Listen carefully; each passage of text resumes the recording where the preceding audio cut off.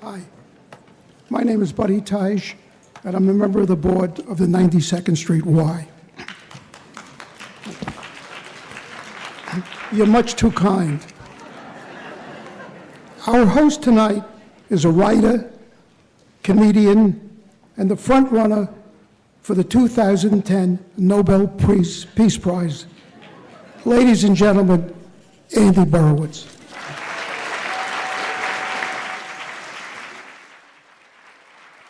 Thank you very much.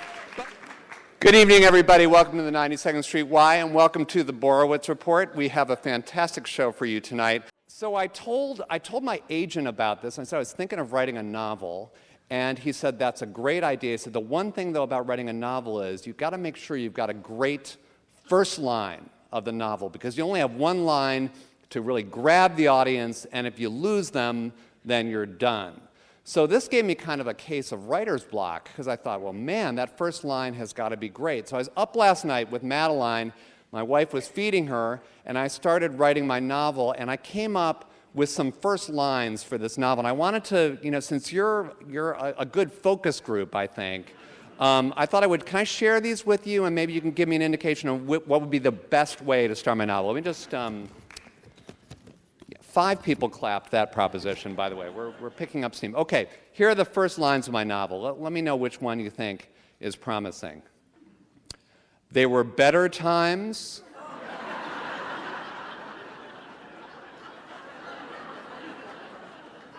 They were worser times. Okay, yeah, that's got some. Okay. Here's another one. Then we are in agreement, gentlemen, he said, his eyes darting from one conspirator to another. Betsy Ross must die. Okay. It's kind of a historical novel. Okay, here's another one. She walked across the room towards him, letting her red satin dress fall to the floor. And suddenly, there they were, her boobies.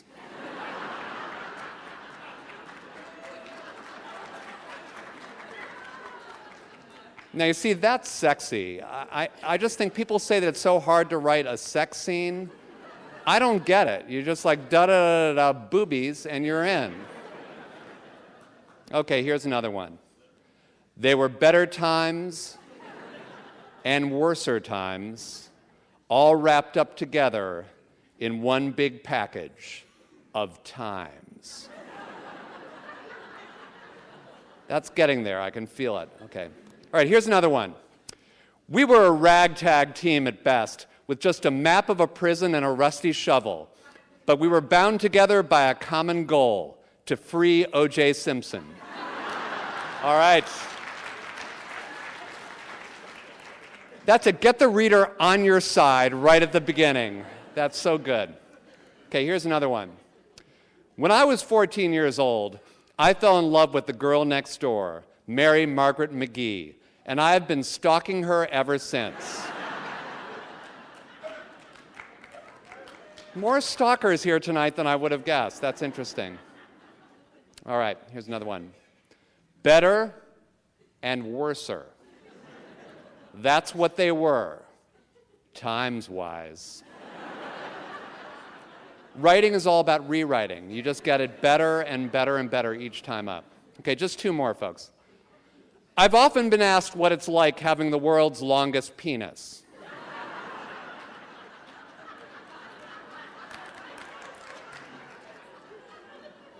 Now, I just put that one in there to prove that I could write for women.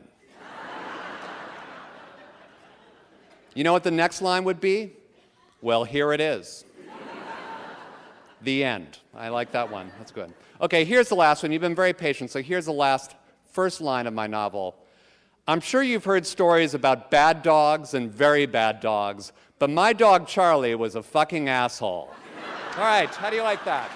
We getting somewhere? All right. This is called Pat Robertson and Rush Limbaugh on Haiti. A pact with the devils, what Robertson says, has caused folks in Haiti distress. If they had consulted Pat's Jesus instead, they'd now be a smashing success. And Rush says Obama's just scoring some points with all of his darker-skinned backers.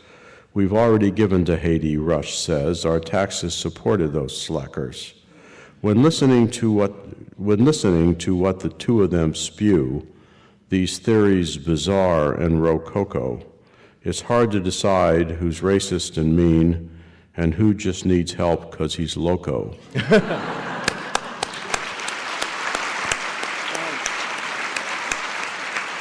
And now it's my honor to introduce what has been called by me the best political team on the Upper East Side.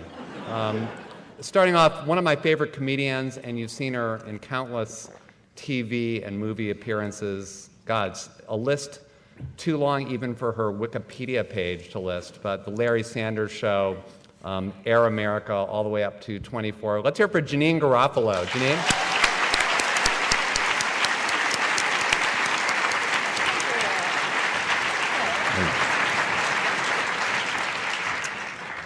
And wow, this guy, he is also everywhere. You've read him in The New Yorker, you've read his best-selling book, The Nine, about the Supreme Court. You've seen him on CNN talking about everything from Michael Jackson to Michael Jackson.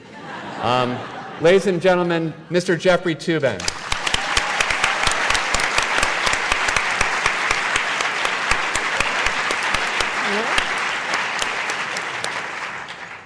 We have actually kind of a CNN, MSNBC smackdown in the making tonight, because our final panelist, in addition to being a best-selling author, his book, Defining Moment, about FDR, and his longtime columnist for Newsweek, is also a fixture on NBC and MSNBC, Mr. Jonathan Alter. John?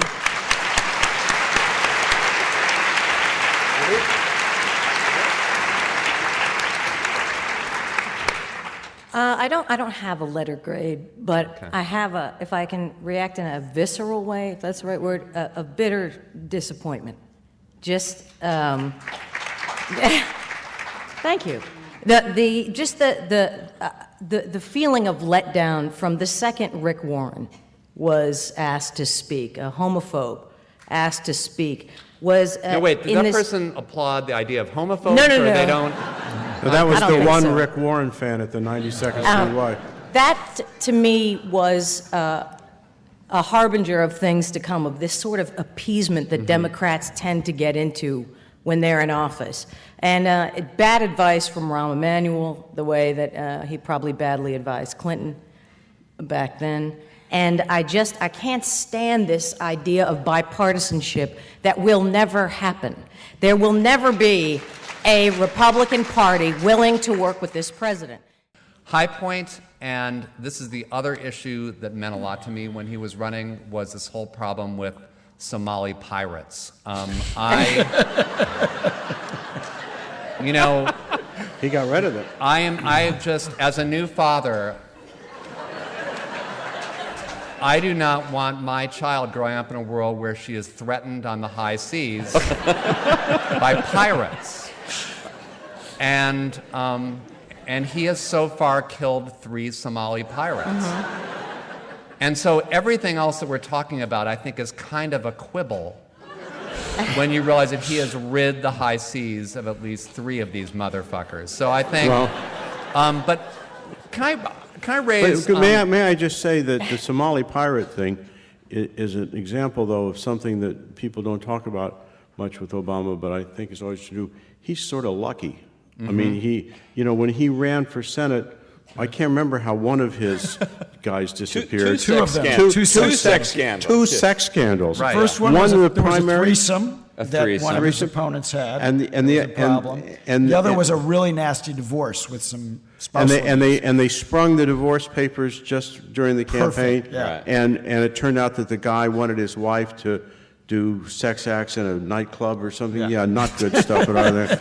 And I don't think it was the Copa. I mean, it wasn't a nightclub. It was I think historic. It was a club devoted to such acts. It wasn't like...